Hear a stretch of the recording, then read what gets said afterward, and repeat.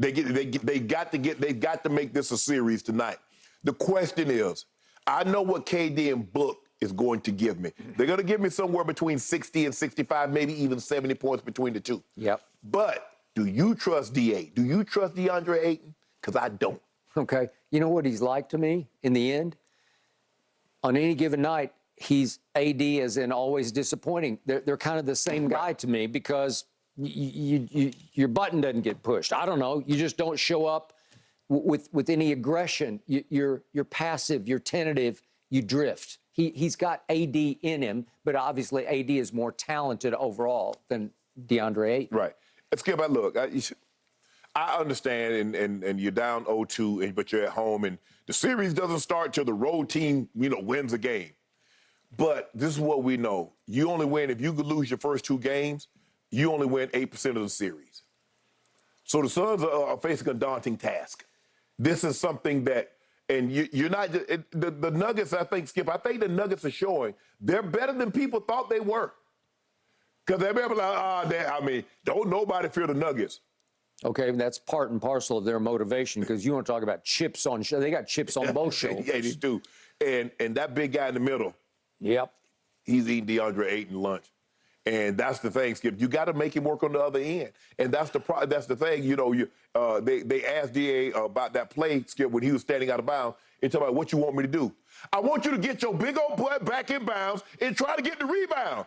I'm not asking you to go grocery shopping. I'm not asking you to find a cure for diabetes. I'm asking you to get your 7-foot butt in bounds and get the rebound, or at least challenge Jokic. Stop him from playing volleyball like it's, Yes! it's volleyball solitaire, right? He's just tipping the ball back and forth to himself. Tip, like a big tall guy with a little kid. You can't get it. You can't get it. Yeah. What do you want me to do? Well, the little kid can't get it because the little kid's about 10 feet away watching, right? So, Skip, I'm going to take the Nuggets. I think the Nuggets win this game. They won both games by double digit, 18 the first game, 10 the second game. Skip, think about it. KD and Book have combined for 115 points in the first two games of the series. And they've lost by double digits both times.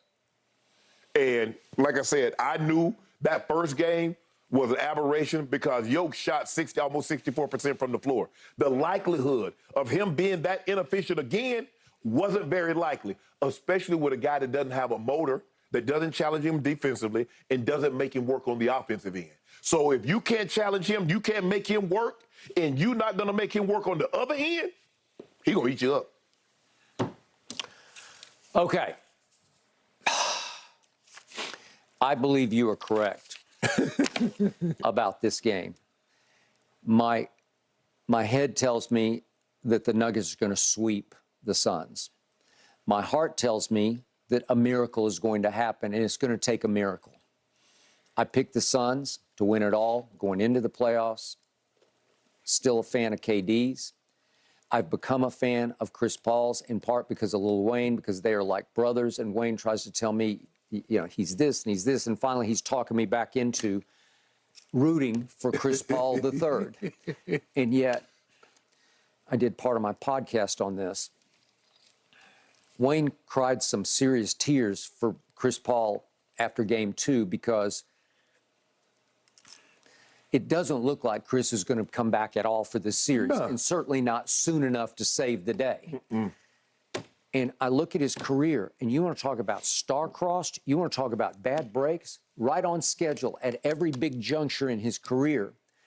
Either he's pulled something or one of his co-stars have pulled something. And it started way back, remember, against my Spurs. He made the shot of shots. He made this rainbow up through the rafters at Staples Center, Game 7. Right. When he was a Clipper that kissed off the glass and fell through at the buzzer to beat Tim Duncan and company. Yeah. He had come back into the game with a pulled hamstring, and he toughed it out. And then remember what happened? He couldn't play the first two games of the next series against Houston. They actually won without him. He comes back. He tries to tough it out, and his ham it's still not right. Right. And they wind up losing 4 straight games to lose the series. So that happened. And then the classic was in the conference finals when he's a Rocket against Golden State. They had him dead to rights. They're up 3-2, and at the end of that 5th game, he pulls his hamstring. And James can't go by himself. He can't go solo against Golden State. And you know what happened? He was horrible. They were horrible. They missed 27 straight three-pointers, which is almost inconceivably wrong and bad in Game 7 at Golden State, and that was all she wrote of that one. Then what happens? Chris had, I thought, the greatest game of his career against the Clippers out here when he was with Phoenix. I guess it was the first year with Phoenix. Yeah. Remember the late third, early fourth quarter? He had 27 points. Against the Clippers, scored. yeah. Wasn't that is the greatest shooting display from him I've ever seen, and one of the greatest shooting displays I've ever seen from anybody. Right. It was Clay or Steph-esque. Right.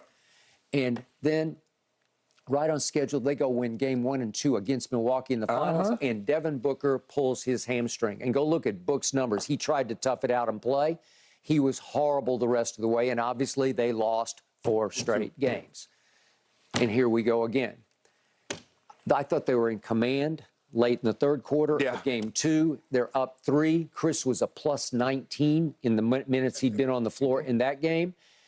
And there they went because he went to the locker room. He had to limp to the locker room with the pulled groin. It's usually the hamstring. And as you say, the groin can be even more troubling and perplexing than the hamstring because you can't even move at all. You can't go side to side. That thing hurt. It's painful. So Chris Paul is a weird basketball player because he actually was born with a football player's body because he's built stout and he is tightly wound. And I don't know how much stretching he's tried to do, but sometimes, as you played with football players, they're just so tightly wound, they just can't even stretch. I mean, he looks like he's tight like skin on a grape. I mean, he ain't flexible at all. And as you get, if it's skipping, you know, as you get older, you get tighter. And so you have to do even more pliability to keep everything open up because, man, I'm walking around on guitar strings myself. Skip, ain't no sense to be lying. I got it. So is Chris. So the miracle of miracles would be if KD and Book can somehow hold it down until Chris had Can they go for 80? It might require that because they have to win these 2 games to get it back. And then hope that if a week passes, that maybe Chris can come out. But then the problem is, even if he comes out, they're going to attack him. And it's also going to be tick, tick, tick, tick, tick. Just a matter of time before it. Because any sudden move, that's the thing with the groin. I mean, with a soft tissue injury, any sudden move. Okay, so the X factor to me becomes a young man that I've always had respect for, and that's Cameron Payne. He has bedeviled your Lakers before. Remember that series we're going back 3 years ago? And he ain't been the same. Remember he was popping off? He was talking all that junk to LeBron, and he been popping off, and look at him. Here are games 2, 3, 4, and 5 against LeBron and the Lakers. This is back in 2021, actually. Yeah. He goes 19, 15, 13, and 16. Well, that's pretty good because I'm going to remind you, once upon a time, Sam Presti tabbed him as the 14th pick in the first round of the draft out of Jaws School, Murray State. Right. So he's the 14th overall, right? Okay, so he's just a pick out of the lottery, right? So he's pretty good. Well, you're going to have to be really good right now because he's got to fill some of these shoes a little bit. He's got to come in. He's not a great distributor, but he's a career 36% three-point shoot. You're going to have to make some threes because you're going to get some open threes because you know what they'll blitz Book, blitz KD. They're not going to get a clean shot off, and Book's going to be trying to dribble through 3 people and get a shot up. But Cam Payne could get some shots. I keep talking about my guy, Terrence Ross. You got to give him some run. You got to let him see if he can heat up because I've seen him score 30 in a game. He is highly capable. Well, they call Vegas Sin City. He's been at Brick City. Well, has he? Well, he's been in Sit City because he doesn't get any playing time. You're right, Skip, because he can't get a rhythm, and you know they expect the guy to come in there with, man, we saw what you did in Orlando. You just come in and just heat right up. Yeah. Well, okay, you got to let him get bored in like 3 minutes. Okay. So are Kevin Durant and Devin Booker capable of winning this game? Sure they are. Yeah. But, I mean, we're talking about rise and shine. You're going to have to get supreme efforts out of both of them, supreme performance. You know what they Skip? They're gonna need a Game 5 performance. LeBron, Kyrie. That's true. They're gonna need. I'm with you. They're gonna need that. Go for? 41 and 41. Whew.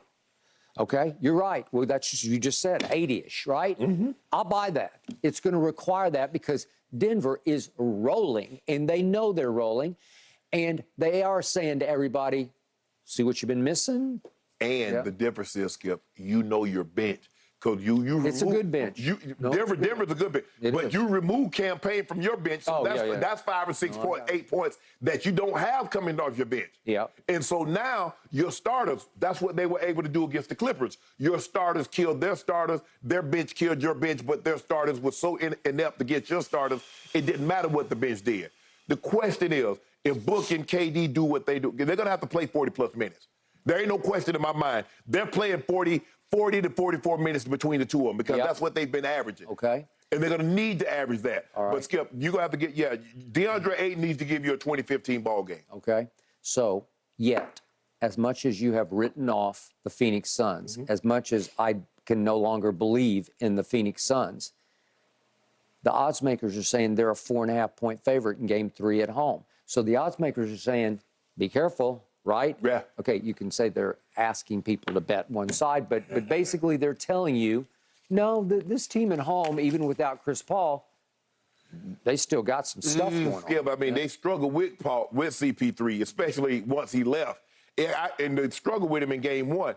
I just don't know how they can get it together without CP3 because the cerebral approach that he has. No, Skip, he ain't gonna give you 30 anymore, especially with Book and KD there. But there was just something about a calming effect that hey, come fourth quarter, you need a big 10-footer? Gotcha. You need a big 3? I got that too. Hey, Chris was really good in 2 big fourth quarters against the Clippers. Yes. When it looked like they were getting into some dire And he was big in the ball game where he got injured. He was making big shots. He made 3 for 3 in that third quarter.